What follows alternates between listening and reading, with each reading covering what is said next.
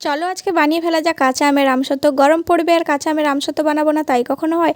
আগের বছর কাঁচা আমের আমসত্ত্ব বানিয়েছিলাম, সেটাতে তোমরা অনেক ভালোবাসা দিয়েছো, তার জন্য সবাইকে অনেক ধন্যবাদ। আমসত্ত্ব বানানোর জন্য প্রথমে আমগুলিকে কেটে ভালো করে ধুয়ে নিয়ে মিক্সিতে ব্লেন্ড করে নিতে হবে ভালো করে। এরপরে ছাঁকনির সাহায্যে ছেঁকে নিব এবং কড়াই বসিয়ে দিব গ্যাসের ওভেনে। কড়াইতে আমের পাল্পগুলি দিয়ে দিব পরিমাণ মতো লবণ, লঙ্কার গুঁড়ো আর 1 কাপ চিনি। আর এখানে আমি অ্যাড করেছি 1 ফোঁটা পরিমাণ ফুড কালার। তোমরা বাড়িতে তৈরি করলে ফুড কালার দেওয়ার কোনো প্রয়োজন নেই।